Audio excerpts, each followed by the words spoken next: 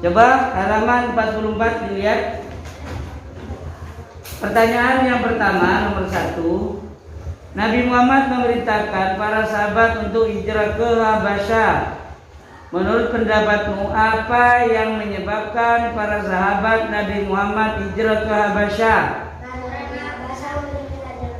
Ya, bagus. 1. Karena Habasyah mempunyai atau memiliki seorang raja yang bijaksana, raja yang adil. Karena Raja Habasyah memiliki raja yang bijaksana dan adil, atau adil dan bijaksana. Kemudian apalagi alasannya yang menjadi sebab?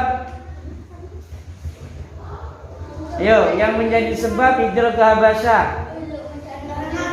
Untuk mendapatkan keselamatan boleh, menyelamatkan jiwa boleh. Untuk mendapatkan keselamatan jiwa, untuk menyelamatkan ajaran Islam boleh. Ya, apalagi setelah itu? Selain itu apa lagi? Apa? Karena orang kafir Quraisy banyak yang menyiksa para sahabat Nabi Muhammad. Karena banyak para sahabat yang masuk Islam, ya, sahabat baginda Nabi Muhammad yang masuk Islam, banyak yang disiksa, ya. Kemudian dianiaya, ada yang sampai meninggal dunia, sehingga Nabi Muhammad memerintahkan, menganjurkan untuk hijrah ke Habasyah. Sudah ditulis? Jadi ada 3 alasannya. 1, untuk menyelamatkan jiwa, menyelamatkan ajaran Islam boleh. Yang kedua, karena Habasyah mempunyai raja yang adil, arif dan bijaksana. Dan yang ketiga, apa? Untuk mendapatkan perlindungan boleh. Untuk mendapatkan perlindungan dari raja boleh. Ya, untuk apa lagi? Agar terhindar dari siksa orang kafir Quraisy boleh. Nomor 2 sekarang. Nah, nomor 2 ini dan nomor 3 sama ya kelanjutannya ya. Kaum muslimin yang hijrah ke Habasyah, tahap pertama kembali lagi ke Mekah. Menurut pendapatmu, apa yang menyebabkan para sahabat Nabi Muhammad kembali ke Mekah? Nah, mendapat kabar isu bahwa kaum kafir Quraisy yang ada di Mekah telah tunduk kepada Nabi Muhammad. Padahal itu hoax atau hoax katanya ya. Katanya zaman sekarang hoax. Karena ada kabar atau ada isu, ya padahal itu bohong, yang mengatakan bahwa kaum kafir Quraisy Mekah telah tunduk atau mengikuti ajaran Nabi Muhammad. Padahal itu bohong. Ya, padahal itu bohong. Dia hanya mengarang cerita saja supaya kaum muslimin yang hijrah ke Habasyah itu kembali ke Mekah. Sehingga dia buat pengumuman. Para pemuka Quraisy tersebut lalu berbohong dengan mengatakan jika melakukan sujud karena Nabi Muhammad telah memuji berhala-berhala. Ini. Jadi orang yang memuji Nabi Muhammad berarti dia memuji berhala-berhala. Sehingga mereka banyak yang sujud, ya, dipelintirkan. Mereka itu banyak yang sujud karena mereka itu membuat kebohongan bahwa siapa yang bersujud di hadapan Muhammad maka dia berarti memuji berhala-berhala. Dibuat keliru. Sehingga banyak orang yang bersujud di hadapan Nabi Muhammad. Nah, kabar ini terdengar oleh kaum muslimin yang ada di Habasyah, sehingga mereka itu ketipu. Dikira benar-benar kaum kafir Quraisy itu telah apa? Mengikuti ajaran Nabi Muhammad, padahal sujud itu supaya dia seakan-akan apa? Tunduk kepada Nabi Muhammad, padahal dia membolak-balikkan fakta buat cerita bahwa siapa yang sujud di hadapan Muhammad maka dia telah memuji berhala, sehingga banyak yang sujud, padahal itu hanya sekedar untuk mengembalikan orang muslimin yang hijrah ke Habasyah. Kemudian kalian lihat halaman 44 kembali, nomor 3 tadi ya. Ancaman dan hambatan yang dialami para sahabat Nabi hijrah ke Habasyah dihadapi dengan ketabahan. Sebutkan bentuk-bentuk ketabahan tersebut. Ya, apa ketabahan tersebut? Meninggalkan keluarga, ya kan? Meninggalkan harta bendanya di Mekah. Mereka jalan menuju Habasyah yang jauh, ya. Mereka lakukan dengan penuh semangat, penuh kesabaran, penuh ketabahan, karena untuk menyelamatkan jiwa dan agama Islam, sehingga mereka itu ya harus melaksanakan tugas berat. Apa? Hijrah ke Habasyah. Dalam perjalanan ada capek, ada ngantuk, ya, ada yang sakit, macam-macam, panas karena terik matahari, tapi mereka lakukan penuh dengan kesabaran. Ditulis. Berarti jawabannya apa? Bentuk-bentuk ketabahan.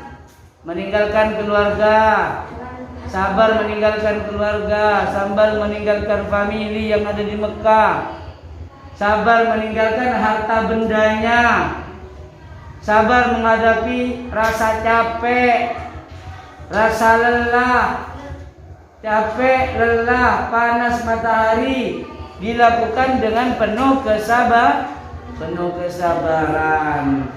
Itulah beberapa bentuk ketabahan yang dihadapi oleh para sahabat Nabi ketika hijrah ke Habasyah, dan bahkan lagi ketika difitnah, ya, ketika difitnah setelah hijrah ke Habasyah yang kedua, kaum muslimin kan difitnah bahwa kaum muslimin itu orangnya suka ngadu domba, ya, difitnah oleh orang kafir Quraisy. Tapi kaum muslimin yang hijrah ke Habasyah yang kedua itu tidak membalas dengan kejelekan, dan atas jasa dari Ja'far bin Abu Thalib, ya, mereka sehingga berhasil menjelaskan kepada Raja Najasyi bahwa mereka adalah orang-orang yang baik,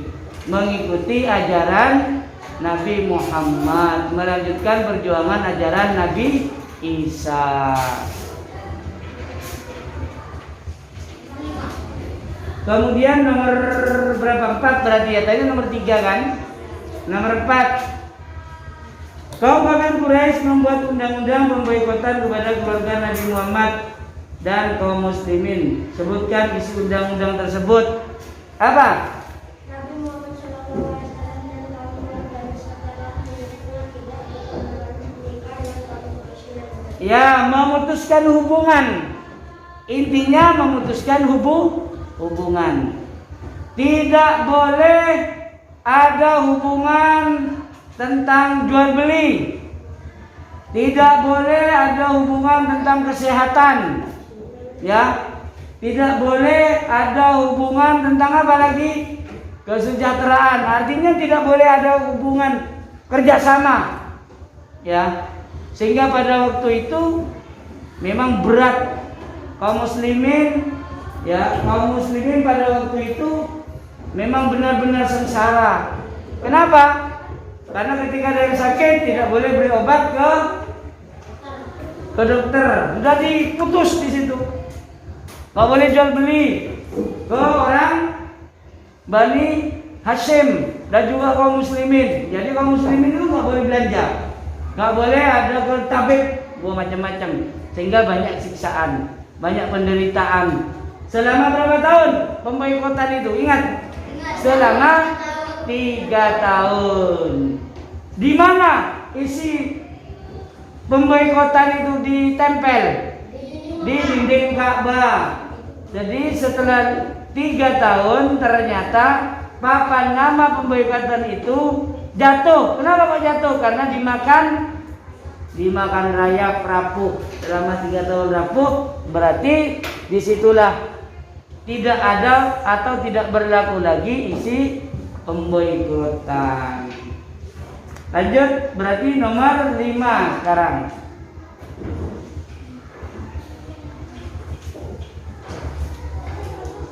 Kemudian nomor 5, Raja Abbasah terkenal dengan raja yang bijaksana. Menurut pendapatmu, raja yang bijaksana itu seperti apa? Apa yang dimaksud dengan raja bijaksana?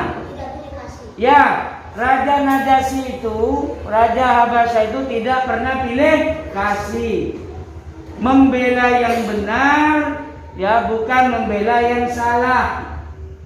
Itu namanya tidak pilih kasih atau adil. Ya, semua rakyatnya dijaga. Itu bijaksana. Semua rakyatnya diayomi. Semua rakyatnya dijamin keselamatannya, dijamin kesehatannya, dijamin kesejahteraannya. Nah, makanya Nabi Muhammad menganjurkan kepada kaum muslimin hijrah ke Abbasah kan seperti itu. Karena Abbasah memiliki raja yang arif dan bijaksana. Dia memperhatikan kepentingan rakyatnya. Itu yang dimaksud dengan Raja Abbasah memiliki sikap yang bijaksana. Walaupun dia itu beragama Nasrani, mengikuti ajaran Nabi Isa.